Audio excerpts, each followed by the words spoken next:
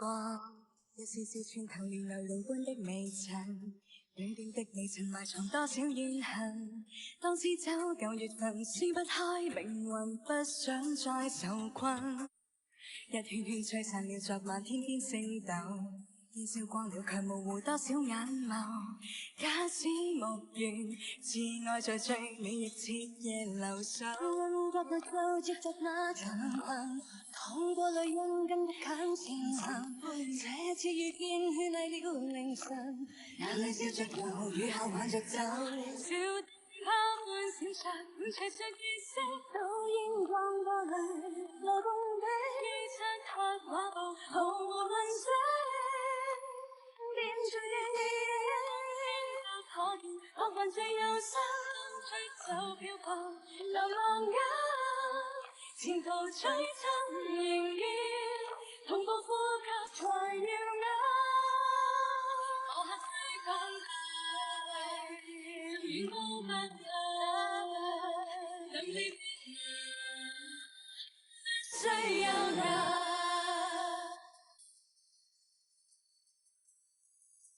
不需要的。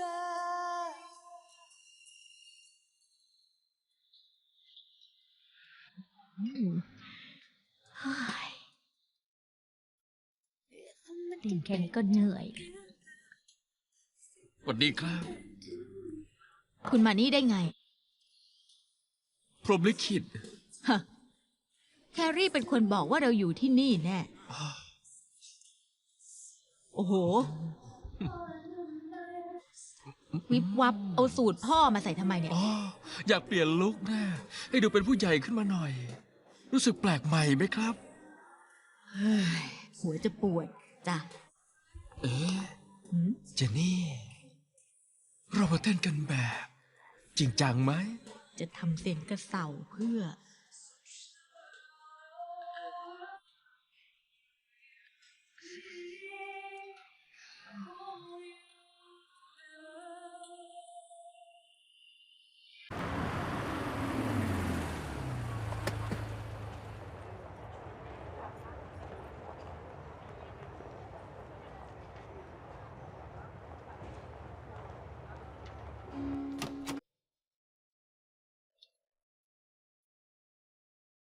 ตันตัน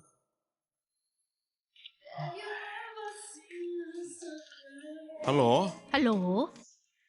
คุณดื่มอยู่ที่ลานควายฝงใช่ไหม ฉันเห็นรถของคุณมากับใคร อยู่ผับไหนเนี่ย ฉันไปหาคุณได้ไหม ไม่สะดวก ผมอยู่กับลูกค้า เรื่องจริงหรือเปล่า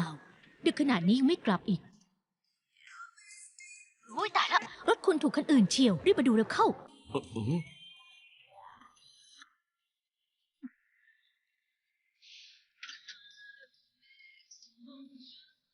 อ้าว ทำไมมายืนเหม่ออยู่นี่ เป็นไรไหม ตันตันบอกว่ารถผมถูกเฉียว คุณก็รีบไปสิ กลัวเจอตันเหรอ คุณคิดจะหลบหน้าเธอไปทั้งชีวิตหรือไง คุณทำแบบนี้มันไม่ดีเลยนะ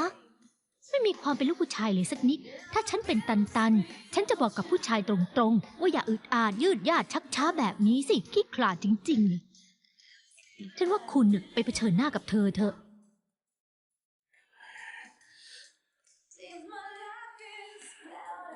ได้ ผมเชื่อคุณแล้วกัน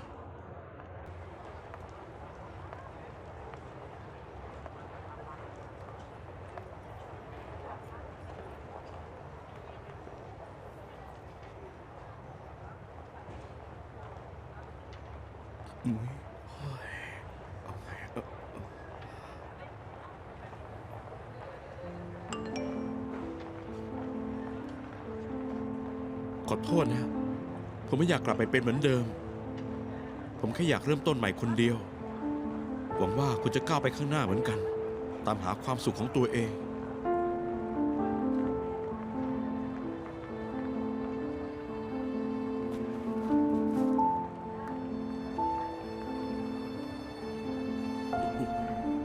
เฮ้ยคงไม่ได้ขูดรถฉันหรอกนะ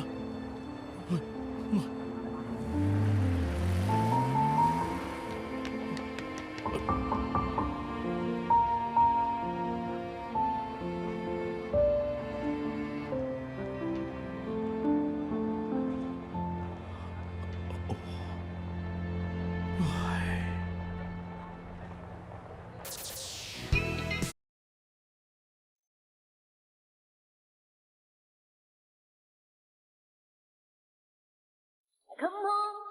in the morning, like my mother says, when you're gonna live your life right.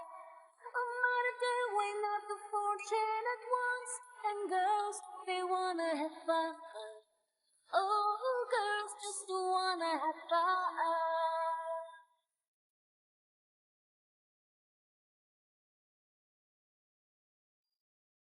The phone rings in the middle of the night. My father asks, what you gonna do with your life? ความจริงพอไม่มีผู้ชายเราก็สนุกได้เหมือนกันนะ ไม่ใช่นะ สนุกกว่าอีก ไม่ต้องถูกพวกเขาคอยควบคุม ถูกต้อง ไม่ต้องคอยฟังพวกเขาพร่ำทำอย่างกับเก่งมากเลยแหละ ถ้าอย่างนั้นเราอยู่แบบนี้ต่อไปเรื่อยๆได้หรือเปล่า ได้สิได้สิ แต่ว่าเจนนี่มีแฟนแล้ว เฮ้ย บอกแล้วไง ฉันไม่ชอบกินหญ้าอ่อน ดีค่ะ ฉันมีพวกเธอก็พอแล้ว อยู่แบบนี้สบายใจจัง เหมือนย้อนกลับไปสมัยวัยรุ่นอีกครั้ง อืม เสียดายขาดไปคนหนึ่ง ถ้าจูลี่อยู่ก็คงดี ถ้าย้อนเวลากลับไปได้ เราเรไรก็คงไม่หายไป เราก็คงไม่ต้องรู้สึกผิดแบบนี้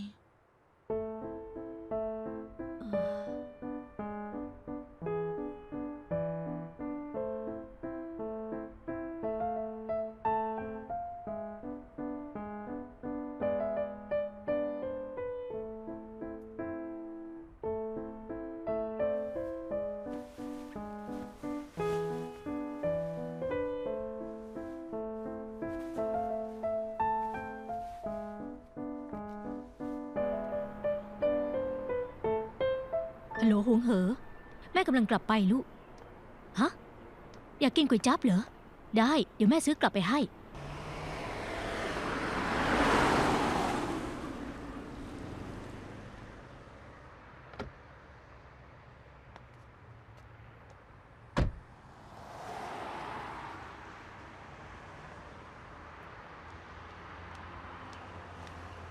สวัสดีค่ะป้าจู อ้าวเสี่ยวซื้อทำไมมาแถวนี้เช้าขนาดนี้ล่ะ เหมือนเธอไม่ได้อยู่แถวนี้นี่ ค่ะ หนูมาซื้อก๋วยจั๊บให้ลูกสาวค่ะ แหมเธอเป็นแม่ที่ดีจริง ๆ เลยนะ ไม่เหมือนนางจูลี่มัน จูลี่ตามหาลูกเจอแล้ว ไม่ยอมรับลูกกันเหรอ แน่นอนสิคะ แถมยังรักลูกมากด้วยนะคะ มันกำลังแสดงละคร นี่เธอดูนี่สิ มันพูดอะไรลงนิตยสาร มันบอกว่ามันไม่มีญาติสักคน ไม่เห็นว่าป้าตายไปแล้วชัดๆ ถ้าตอนนั้นมันไม่ได้ฉันดูแล มันจะมีอย่างทุกวันนี้ได้เหรอ นิตยสารคงหลงมั่ว เธอรักลูกสาวจริง ๆ ค่ะ ใครจะไปเชื่อ ถ้ามันสำนึกจริง ๆ ตอนนั้นมันคงไม่ทิ้งลูกสาวด้วยมือตัวเองไปแบบนี้หรอก ป้าจูว่าไงนะคะ ลูกสาวเธอถูกลักพาตัวไปไม่ใช่เหรอ คนที่ลักพาตัวก็คือมันนั่นแหละ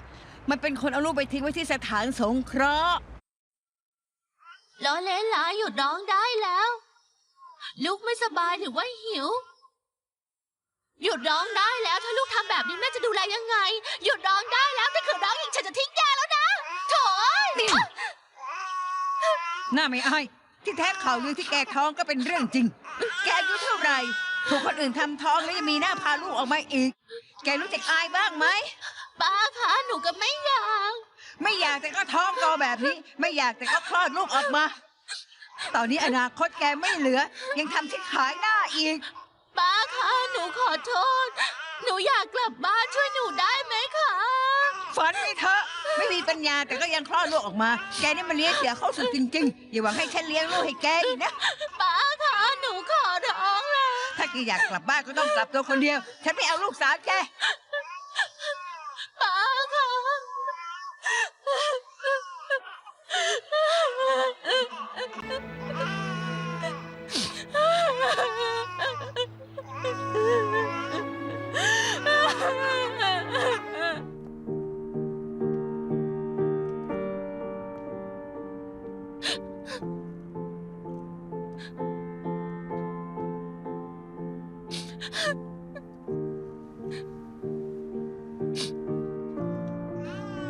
แม่ขอโทษล้อเล่นละ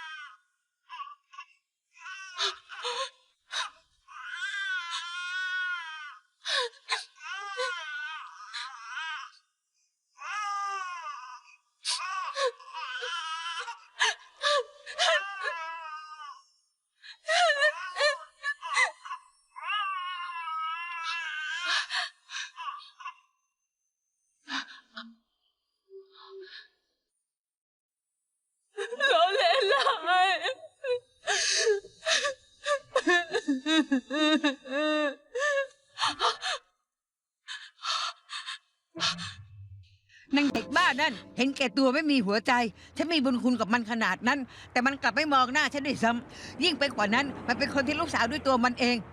เจอกันก็ถือเป็นเวรกรรม มันมีหน้ามาเจอลูกเหรอ ต่อให้มันหน้าด้านแค่ไหน มันมีความเป็นแม่คนเหรอ โกหกเรามาตั้งนาน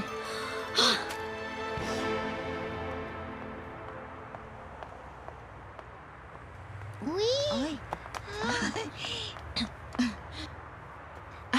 นี่จ้า ขอบคุณนะคะ ระวังหน่อยนะ อย่าทำตกอีกล่ะ ไม่งั้นน้องหมูจะเสียใจ ขอบคุณนะคะ คุณหลอกล่อเด็กเก่งจริง ๆ ค่ะ ที่จริงฉันก็มีลูกสาวค่ะ ขอบคุณนะคะ บ๊ายบายเร็วลูก บายบาย บ๊ายบาย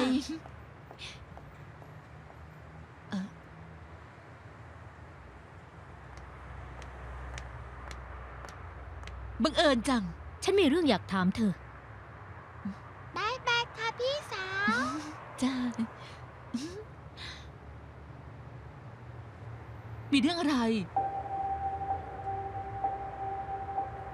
ช่างเถอะ ไม่สำคัญหรอก ไม่มีอะไร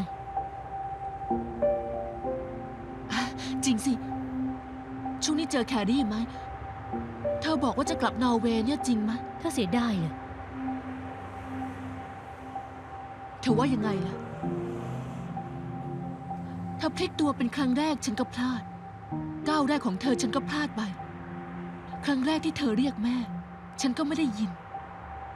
ช่างเถอะ ก็เหมือนที่โรเบิร์ตพูดมันผ่านไปแล้ว ทำอะไรไม่ได้ จริงสิ ฉันมีเรื่องจะคุยกับเธอเหมือนกัน อันนี้ เหมือนว่าเราเชิญแค่พี่แครี่คนเดียวนะคะทำไมมีคนติดสอยห้อยตามมาด้วยล่ะ อะไร ฉันตามกันเหรอ ยังไงฉันก็เป็นอาของเธอนะ ฉันมาเยี่ยมหลานสาว มาเยี่ยมพี่ฉันไม่ได้หรือไง อ๋อ นี่ อย่าเอาพี่มาอ้างนะ นายตามมาเองต่างหาก อะไรกัน ใช่ ผมตามมาเอง ถ้าเกิดมีคนบางคนหนีไปแล้วก็ ผมจะนั่งยานเหาะไปตามหาเธอเลย นี่ พูดอะไรของนายเนี่ย กินข้าว ว้าว จานนี้หอมจัง โอ้ อย่าชมฉันเลย เก่งจังเลยครับ ถ้าเป็นเค้กเกาหลีเป็นด้วยหรือเนี่ย ช่วงนี้คุณนายทำอะไรด้วยตัวเอง โดยที่ฉันไม่ต้องช่วย ฉันมีเวลาเลยลองทำเมนูใหม่ ๆ ดู ไม่งั้น เดี๋ยวฉันจะโดนไล่ออกเอา กินข้าวดีฝ่า ไม่รู้ว่าโลกนี้เป็นอะไรไป คนแก่แต่ละคนไม่รู้จักกลับบ้าน พ่อพี่หรือพ่อผมไม่ทำกับข้าวมาอาทิตย์หนึ่งแล้ว คนแก่ก็ต้องการมีสังคมบ้าง เอ้ยนี่ อย่ากินอันนี้ อันนี้มีชีส ค่ะ เธอแพ้นมวัว มา กินอันนี้ดีกว่า คุณอูละเอียดจริง ๆ ใช่ค่ะ แม่ละเอียดมาก แม่ขึ้นชื่อเรื่องวุ่นวาย นี่ อย่าพูดให้แม่เสียหายแบบนั้นสิ ที่จริงน่ะ แม่เธอบอกฉันต่างหาก ฉันถึงรู้ว่าเธอแพ้ชีสเหมือนกับแม่ อ๋อ มีชีสฉันแพ้ชีสค่ะ ฮะ ฉันก็เหมือนกัน นี่อะไรเนี่ย ฉันกินชีส แล้วจะมีตุ่มขึ้นมา ใช่ค่ะ แม่เธอน่ะ ไม่เคยใส่ใจใครเลย มีแต่เรื่องของลูกสาวตัวเองที่จะใส่ใจเป็นพิเศษ คุณน้าคะ อืม จำได้ไหมว่าครั้งก่อนแม่หยิบขวดแชมพูผิดไม่ใช่ล้างจาน จำได้ ตอนนั้นในครัวมีแต่ฟองเต็มไปหมดเลย อะไร แล้วลูกล่ะ คราวก่อนเดซี่ลาหยุด แยกเกลือกับน้ำตาลยังไม่ออก อะไร เลย หนูแค่สับสนนิดหน่อย ก็เหมือนแม่ไงคะ เหมือนแม่เหรอ นี่ แม่ขอดูหน่อยนะว่าน่ารักเหมือนแม่หรือเปล่า อย่าเล่นแรงสิแม่ เธอเหมือนอามากกว่านะ เธอรู้ไหม แม่เธอเป็นห่วงเธอมาก เพิ่งเจอกันไม่นานก็ต้องแยกกันแล้ว คุณอูที่แท้คุณเรียกฉันมาก็เพื่อพูดเกลี้ยกล่อมฉันเหรอ แม่ของเธอน่ะ ได้รางวัล10 อันดับผู้หญิงนำเทรนด์แม่เธออยากให้เธอไปดูให้กำลังใจเขา เขาบอกเองนี่คะว่าไม่มีญาติไม่มีลูก แต่กลับบอกว่าอยากให้ลูกไปให้กำลังใจเนี่ยนะ แม่ของเธอน่ะ ไม่เคยประสบความสำเร็จ แต่พอช่วงนี้ได้มีชื่อเสียงกับเขาสักที ฉันเชื่อว่าคนคนหนึ่งไม่มีทางซวยไปตลอด คนคนหนึ่งไม่มีทางไม่เปลี่ยนแปลง เมื่อก่อนแม่ของเธออาจจะเอาแต่ใจ แต่เขากำลังเปลี่ยนแปลงตัวเองเพื่อเธอเลยนะ คุณอูคะฉันเชื่อว่าคนเรานิสัยยังไงก็ต้องเจอกับอะไรแบบนั้น จะโชคชะตาหรือว่านิสัยก็ช่างเถอะ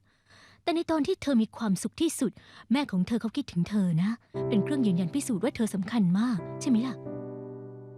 รับไปซะ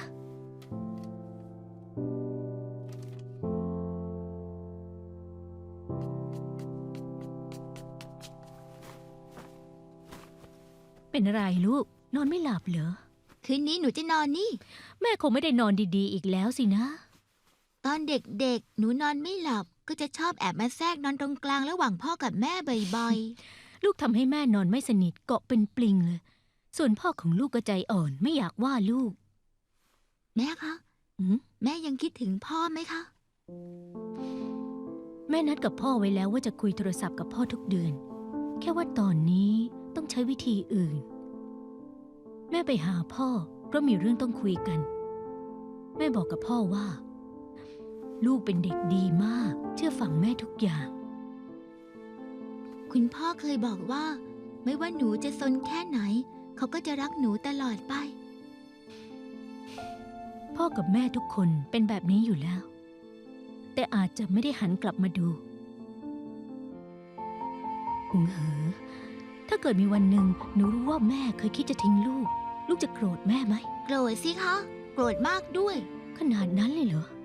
แม่คะอย่าพูดล้อเล่นแบบนี้นะ หนูจะโกรธแม่ทั้งชีวิตเลย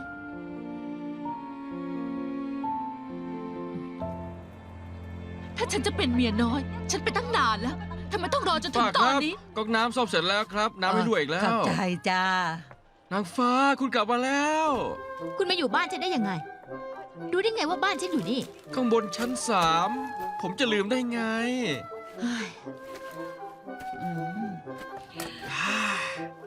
ฮะ นี่จะทำอะไรอ่ะ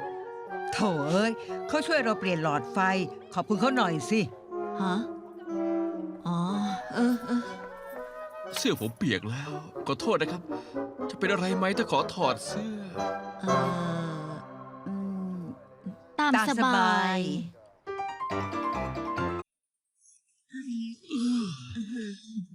ที่โครงบานจ้ะก้างกล้ามหรือก้างแม่ ก้างไหนก็ดูพักแล้ว เพื่อ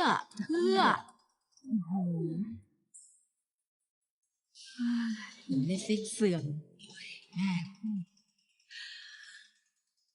แม่ไม่อยากแพ็กกระดู หนูกลัวติดคอ เหมือนกันเลย ทนหน่อยแม่ อ่ะ ขอบใจนะ ขอบใจ ไม่ให้ผมอยู่กินข้าวด้วยเหรอ คราวหน้าฉันซื้อหมูแดงมา คุณค่อยมากินแล้วกันนะ ไม่เป็นไร เพิ่มแค่ตะเกียบกับชามเอง หมูแดง ดูเขาผอมไปหน่อย แต่ก็ไม่ถึงขั้นต้องรังเกียจเลยนี่ เฮ้ย หนูเกิดปีนักสัตว์เดียวกับเขาโตกว่าเขา1 รอบเต็ม เหมาะกันดีนี่ ๆ อย่าแกล้งหนูเลยแม่ แกคงไม่ได้หัวโบราณหรอกนะ ตอนนี้พวกดาราฮิตเคี้ยวหญ้าอ่อนกัน แต่ละคนรักกันดีจะตาย แม่ก็พูดอยู่พวกดารา เฮ้อดารายังไม่กลัวคนอื่นนินทาเลย แกวัยกลางคนแล้วนะจะกลัวอะไรช่ำเครือจริง หนูขี้เกียจพูดกับแม่แล้วกินข้าวเถอะ ๆ มีคนมารับฉัน ทำไมไม่บอกหนู มีแฟนก็แบบนี้แหละแกไม่รู้เหรอ อ๋อ สาวบางโพนั้นโก้จริงๆสาวบางโพโอ้สาวบางโพ เฮ้ย 1 2 3 4 5 6 7 8 2 2 3 4 5 6 7 ยืดแขนเฮ้ยไม่ไหวแล้ว ไม่ไหว เหนื่อย ฉันก็เหนื่อยฉันก็เหนื่อย อ้าว พวกเธออย่าทำแบบนี้สิ นี่ฉันยังมีท่าเต้นอีกเยอะที่ยังไม่ได้สอน โอ้ยตอนนี้อายุมากแล้วสิ่งที่กลัวที่สุดก็คือเรียนรู้เรื่องใหม่ ไม่ใช่มั้ง เจนที่ในสายตาฉันคือคนที่ไม่กลัวอะไรทั้งนั้นแม้แต่เซอร์เผิงยังไม่อยู่ในสายตา ใช่แล้ว เรื่องท้องก่อนแต่งแบบนี้ ถ้าไม่ใช่จูลี่แล้วก็ต้องเป็นเธอแล้วล่ะ จริงด้วย นั่นเป็นเรื่องเมื่อก่อน ฉันลืมเรื่องเมื่อก่อนไปแล้ว หยุดพูดสักทีจะได้ไหม จะว่าไปก็ถึงเวลาแล้ว คลาสนี้ไม่มีคนสมัครเหรอ มีสิ มีคนสมัครในเว็บคนหนึ่งน่าจะมาถึงแล้ว ตั้งคนหนึ่งเนี่ย โทษทีครับที่ปล่อยให้รอนานนะ ฮะ เฮ้ย เฮ้ยดูสิ คุณอีกแล้วเหรอ วันดีผมสมัครคลาสนี้เอง เอาชุดมาเปลี่ยนด้วยไหม เดินตรงไปห้องนั้นนะ ไปเปลี่ยนชุดก่อนไป ครับ ผมซื้อหมูแดงที่คุณชอบกินมา มีเบียร์ด้วยนะ เดี๋ยวรอรับชมสเต็ปแดนซ์ของผมละกันดีไหมครับ เปรี้ยว โอ ปา เค ก หน้าเหมันเตอร์ทีริส ตายโหยหนักจังเลย โอ้โหกุหลาบแดง อุ้ย ไปทำไมจะต้องรอดูเขาด้วย เพราะเขาเป็นแฟนเธอไง นี่เธอจะบ้าเหรอ ไม่ใช่นะ ละเอียดมาก กดให้เลยไล่เลย ฮะนี่เธอพูดถึงหมูแดงใช่ไหมฉันเลิศเลยเอากินซะ โอ้ใส่ใจจัง เรากินกันเถอะ เธอกินข้าวหรือยัง ยังเลย มาเลิกตามได้แล้ว ไม่ตามคุณเราจะจีบยังไง เฮ้ย ฉันอายุเยอะกว่าคุณ ตอนฉันมหาลัยคุณเพิ่งประถมเอง 12 ปี ตอนคุณมหาลัยบอกเพิ่งเรียนอนุบาล ก็นั่นไง 3 อะไรครับ ตอนคุณเด็กๆดูการ์ตูนเรื่องอะไร โดราเอมอน ก็นั่นไง ฉันดูติงตัง ใจแอนของฉันไม่เหมือนของคุณ ชิซุกะของฉันก็ไม่เหมือนของคุณ เราสองคนอยู่คนละยุค นี่นั่นมันเรื่องตอนเด็ก แต่ตอนนี้เรากลับถึงบ้าน ก็ดูคำโฮมเลิฟเหมือนกันนี่ ถ้าอายุเพิ่มขึ้นล่ะ ผ่านไปอีก 20 ปี ตีนกาฉันจะลึกจนแทบจะหนีบเหรียญได้แล้ว แต่คุณเพิ่งจะเป็นผู้ชายเต็มตัว ผมเข้าใจ ผู้หญิงวัยอย่างคุณ กลัวการแก่ การตายมาก ฮะ ว่าไงนะ ไอเด็กบ้า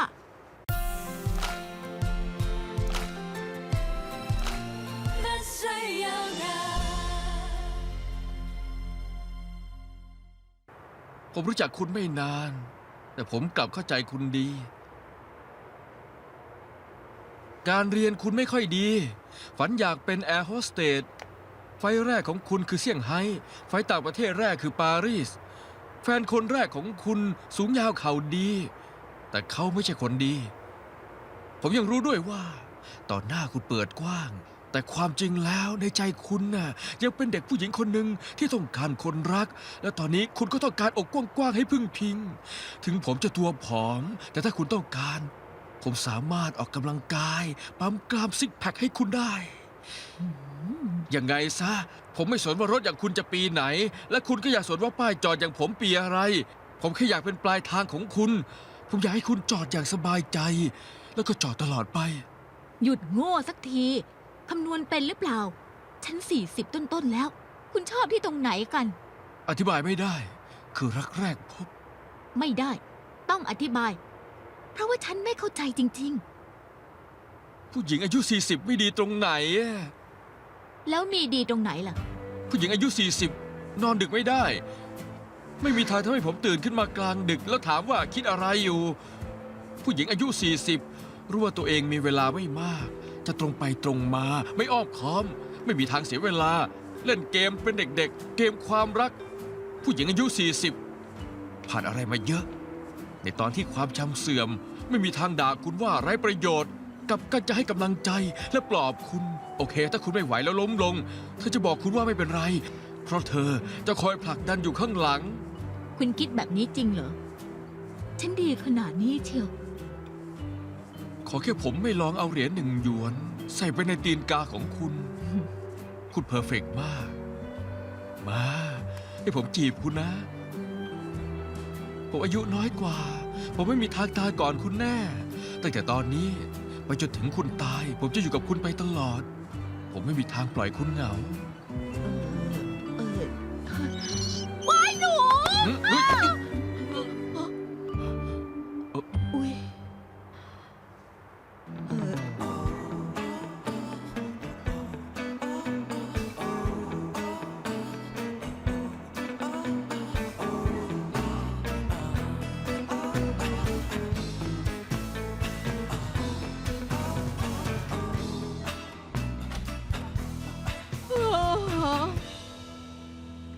หลับสบายดีไหม วันนี้แม่ตื่นเช้าจัง เช้าเหรอ ข่าวภาคบ่ายจบไปแล้วเนี่ย หนูปวดหัวขอไปเอายากินก่อนนะ เดี๋ยวก่อน แกเป็นไข้หรือเปล่า ทำไมหน้าแดงแบบนั้น หน้าผากกระจ่างเชียว มีความรักเหรอ อะไรล่ะแม่ แน่นอนว่าไม่ใช่ แล้วแว่นอันนี้ของใครจ๊ะ อ๋อ หนูเพิ่งไปตัดมา หนูสายตาสั้นไงแม่ ว้าย โอ้ย แกปิดฉันไม่เป็นไรหรอก แต่สิ่งสำคัญคือต้องซื่อสัตย์กับตัวเอง แกคงไม่ได้บอกว่าเสื้อผู้ชายตัวนี้เป็นของแกหรอกนะ เออ คือ โอ้ย ปวดท้องจัง ฉันต้องเข้าห้องน้ำ ฉันอาจจะต้องเข้านานเลยล่ะ แม่ โอ้ยเลียราดไปหมดอุ๊ย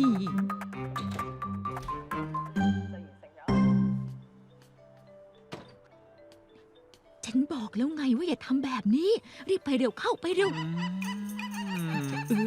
อีก ไปสิยะหยุดตื้อฉันสักที เฮ้ย ก็ได้วะไปสิไป ไม่ไป คุณไปคืนแว่นให้ผมจะไปยังไงแล้ว จริงด้วยไปซะเร็วเข้าเร็วไปเอ้าอะไรอีก อุ้ยตายแล้วอุ้ยหนีจักรจีไปสิยะคุณบ้าเฮ้ยกูบ้าเขิน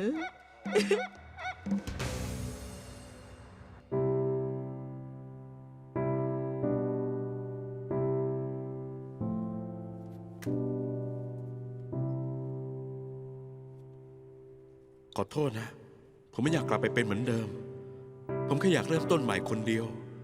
หวังว่าคุณจะก้าวไปข้างหน้าเหมือนกัน ตามหาความสุขของตัวเอง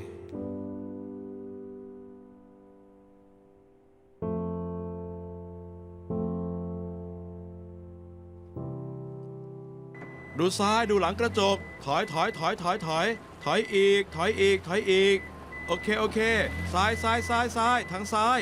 ยอีก ซ้ายมองกระจกหลังด้วย ใช่ ขวา โอเค ฉันซื้อของเล่นให้อาบิเกล มากินข้าวกัน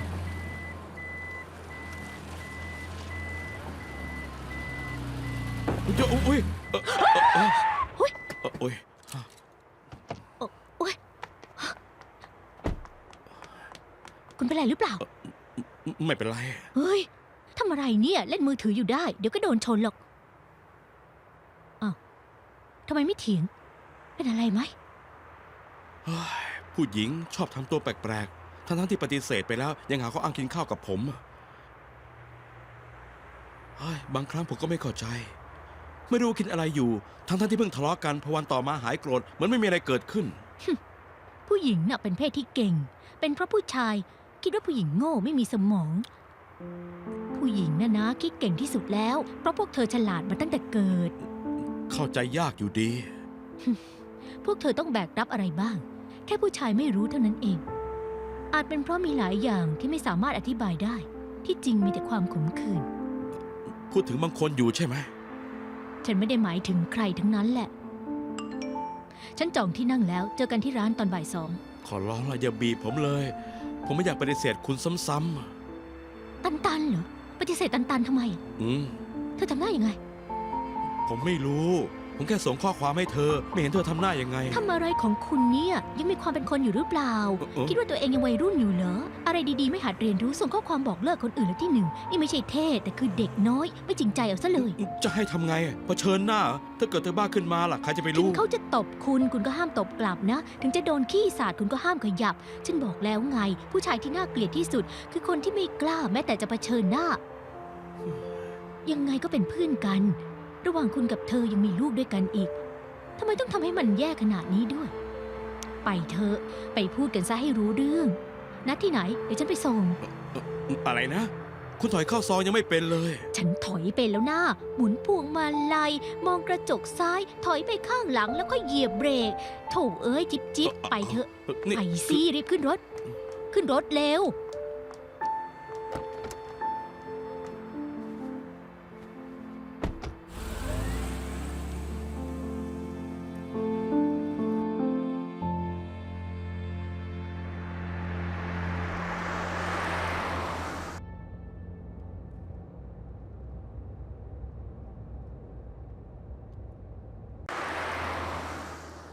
เอ้ยโอ้ย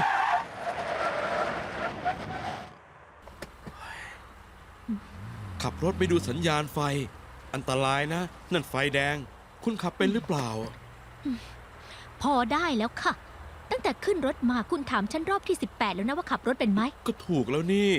ไฟแดงก็ไม่ดู อันตรายนะ ซ้ายขวาแยกไม่ได้ ที่แรกเราไม่ต้องข้ามทะเล ตอนนี้ไม่รู้เราอยู่ไหนกันแล้ว คิด เนี่ ว่าย ฉันอยากเป็นแบบนี้เหรอ เมื่อกี้อุโมงค์รถมันเยอะ ฉันเบี่ยงไม่ทันนี่นา ผมบอกให้คุณเบี่ยงตั้งนานแล้ว คุณบอกฉันตอนไหนยะ คุณบอกให้ฉันเบี่ยงทันทีใครจะไปทัน โถเอ้ย ทั้งที่คุณแยกซ้ายขวาไม่ออก ผมบอกให้คุณเบี่ยงซ้ายไปแฮปปี้วัลเล่แต่คุณกลับเบี่ยงขวาเข้าอุโมงค์เฮ้ย ชิน่ารำคาญที่สุดเลย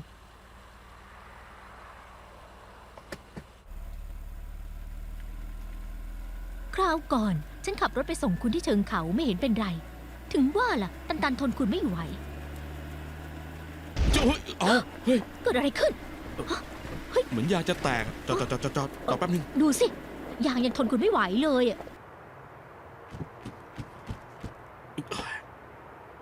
นี่ คราวนี้สวยแล้ว เป็นหนักเลยเหรอ ไม่นะ ฉันเห็นในทีวีบอกว่าเปลี่ยนยางง่ายมากเลยนี่นา เฮ้ย ซ้ายขวายังแยกไม่ออก ในทีวีสอนเรื่องซับซ้อนขนาดนั้นคุณเข้าใจเหรอ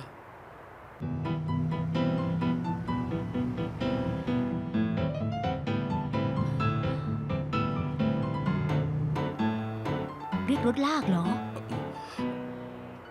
ฮัลโหล ผมเองอะรถของผมจอดอยู่หุงฮอมครับไม่รู้ว่ายางแตกได้ยังไงลำบากมาก ผมว่าผมไปไม่ได้แล้ว เจอกันคราวหน้านะ อ๋อ โอเค บ๊ายบาย มีอย่างที่ไหน ใช้รถยางแตกฉันเป็นข้ออ้าง อะไร อะไรยะ ไม่กล้าเผชิญหน้าหรือไง อะไร อะไร อะไรเหรอ เปลี่ยนยางไง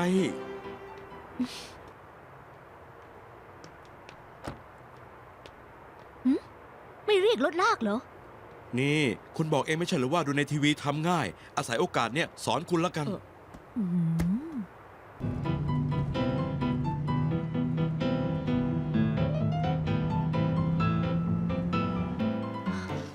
นี่ไหวหรือเปล่าอ่ะ ไร้สาระนะงานถนัดผมทำไมจะทำไม่ได้ ก็ดู ไว้ ตัว นะ คุณสิผอมมีแต่กระดูกเนื้อหนังก็ไม่ค่อยมี อ๋อลืมไปแล้วเหรอ ผมเป็นนักแข่งบาสเชียวนะ สมัยเรียนน่ะเหรอ ฉันก็เป็นถึงดาวโรงเรียนนะยะ ฝันไปเถอะอยังมากคุณก็แค่ปอปีกระจังมาเรียนไปช่วยผมถอดเร็ว ดี เอาน็อตไม้ผม ตัวไหนอะ อยู่นี่ไง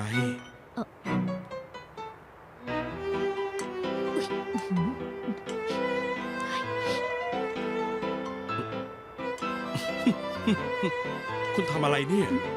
ขำอะไร มีอะไร ส่องกระจกสิอย่าจมูกด ฮะ เฮ้ย ำไหนดูสิ เพิ่มมาอีก2 เส้น สวยขึ้นเยอะเลย คุณนี่ นี่ คุณนี่มันบ้าจริงๆเลย น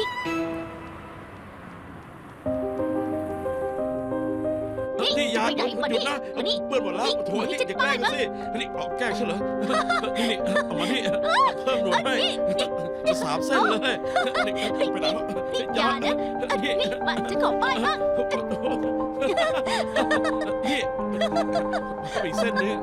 พ่อยืนอยู่ตรงนั้นไม่ขยับ10 ชั่วโมงเต็มๆเลยเหรอ แน่นอนสิ ไม่งั้นจะเรียกว่าศิลปะได้ยังไง โห ต้องตากแดดตากฝนคงลำบากมาก ไม่ลำบากหรอก ที่เหนื่อยสุดก็คือมีเด็กๆ มันจะกระจี้พ่อ แต่พ่อก็ห้ามหัวเราะแบบนั้นสิลำบาก พ่อนี่เก่งจริง ๆ เลย ไม่หรอก พ่อยังมีเรื่องเล่าอีกเยอะ เอ๊ะ พ่อคะไหนบอกว่ามีของขวัญให้หนูไง ใช่ 20 ปีมานี้พ่อไม่เคยให้ของขวัญลูกเลย นี่คือชิ้นแรกจากพ่อ ว้าว หินก้อนนี้ พ่อเสี่ยงอันตรายได้มาจากภูเขาไฟวานูอาตูสมัยเมื่อ10 ปีที่แล้ว เหมือนหนูเคยได้ยินชื่อนี้นะ ถ้าลูกเคยไปที่นั่น ต้องอยากอยู่ที่นั่นแน่นอน พ่อหามาอย่างยากลำบาก หนูจะหาที่วางที่เหมาะสมวางมัน ยังมีเจ้านี่ ฮะ 8 ปีก่อนตอนที่พ่อไปฮาร์เบอร์ไอซ์แลนด์เจอทรายที่โรแมนติกที่สุดด้วย สีชมพูของมันสวยมากจริง ๆ ค่ะ ส่วนอันนี้ล้ำค่าที่สุด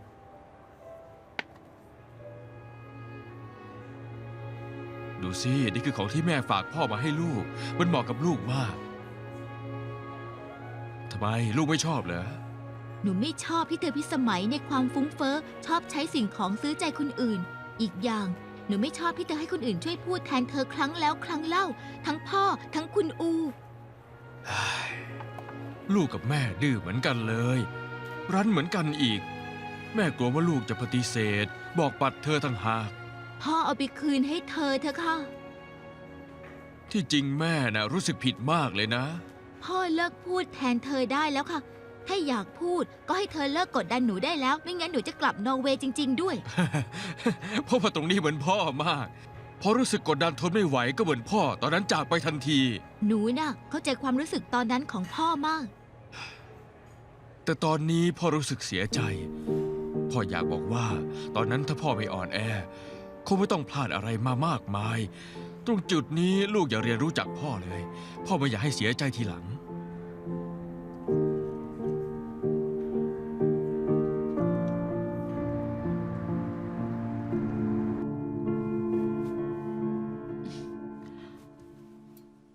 ชุดนี้ดูลึกลับแต่ก็โชว์สัดส่วน แครี่ชอบลายตาราง เอาไปให้เธออีกชุด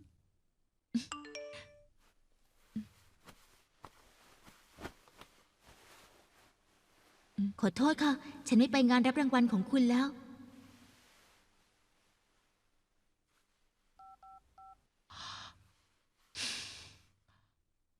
ฮัลโหลแครี่ทำไมเธอ อ๋อ ไม่เป็นไร งั้นช่างเถอะ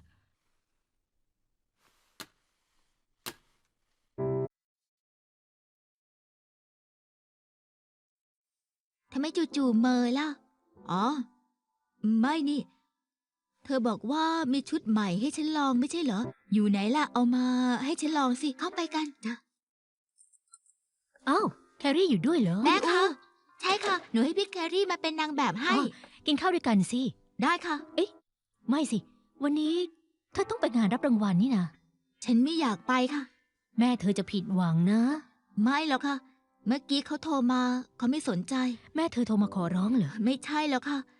เขาไม่ได้ถามฉันด้วยซ้ำพี่แครี่เราเข้าไปกันเถอะ นี่หวงเหอแม่ยืมพี่แครี่ก่อน แครี่ไปที่หนึ่งกัน คุณอู เราจะไปที่ไหนกันเหรอคะ ที่สำคัญมาก ทำไมไม่ให้หวงเหอไปกับคุณล่ะ ๆ ฉันน่ะขับรถแย่มาก มีคนบอกฉันแยกซ้ายขวาไม่ได้ ต้องหาคนขับเป็นไปเป็นเพื่อนฉัน อ๋อ เปิดไม่ได้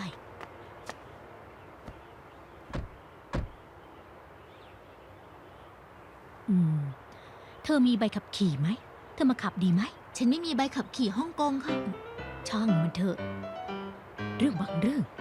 ต้องก้าวออกไปเอง ชนกับอุปสรรค ลุยเลยก็แล้วกัน อุ๊ย ขี่มีแต่ไร้ความสามารถ ฮึบหมุนพวงมาลัย มองกระจกซ้าย ถอยด้านหลัง เหยียบเบรกเบาๆ ฮึบง่าย คุณอู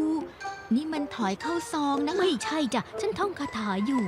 อ๋อ ไม่รู้ว่าทำไมฉันท่องคาถานี้เสร็จจะรู้สึกมั่นใจยิ่งขึ้นนะ อ๋อ ค่ะ เพื่อความปลอดภัยอืม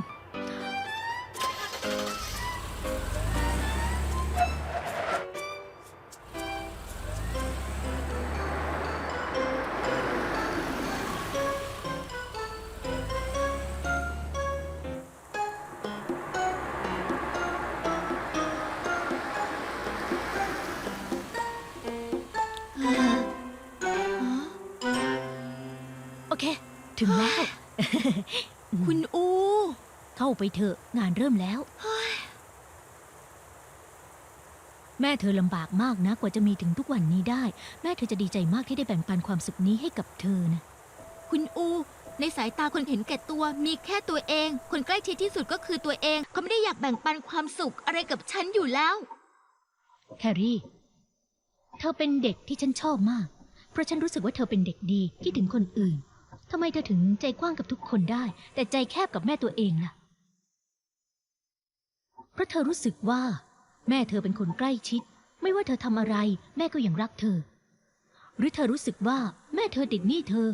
ไม่ว่าเธอจะทำยังไงกับแม่ แม่เธอก็น้อมรับ นี่ไม่ยุติธรรมเลย ถึงเธอจะผิด ขอชดใช้ เธอก็ต้องให้โอกาส ใช่ ตอนหน้าเธอเขาเห็นแก่ตัวมาก เห็นแก่เงิน แต่เธอเคยคิดไหม ที่แม่เธอเห็นแก่ตัว เพราะเขาไร้ญาติขาดมิตร ไม่รู้สึกอบอุ่น ที่แม่เธอเห็นแก่ตัว เพราะต้องใช้เงินจ้างนักสืบตามหาเธอ มีวาสนาถึงจะได้ใกล้ชิดกัน ในเมื่อเป็นแม่ลูกกันแล้ว ก็ต้องให้โอกาสได้ศึกษากันถึงจะสนิทกันมากขึ้น ให้โอกาสแม่เธอสักครั้งนะ เทรนดี้เลดี้ ว่าด้วยเรื่อง 10 อัน นำ ดั เท บ รนด์ สาว ออกจาก นำเทร รู น ป ด์ ลักษ ปี ณ์ภายนอก 2014 ยังรวมไปถึงชีวิตประจำวัน รูปร่างหน้าตา มีความคิดแปลกใหม่ แน่นอนว่าสิ่งที่สำคัญที่สุดในวันนี้ก็คือพิธีมอบรางวัล แต่ละคนกล้าที่จะท้าทายความยากลำบากเพื่อเปลี่ยนแปลงสังคมให้ดียิ่งขึ้น เพื่อไม่ให้เสียเวลาขอเสียงปรบมือดัง ๆ ให้กับผู้ชนะในรายการนี้ค่ะ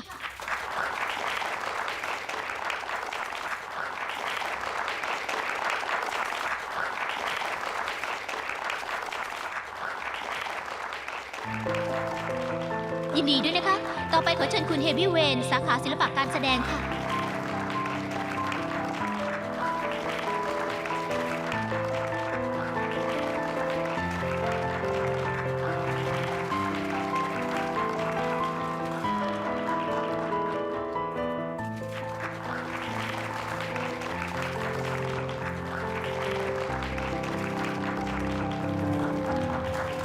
ลูกแม่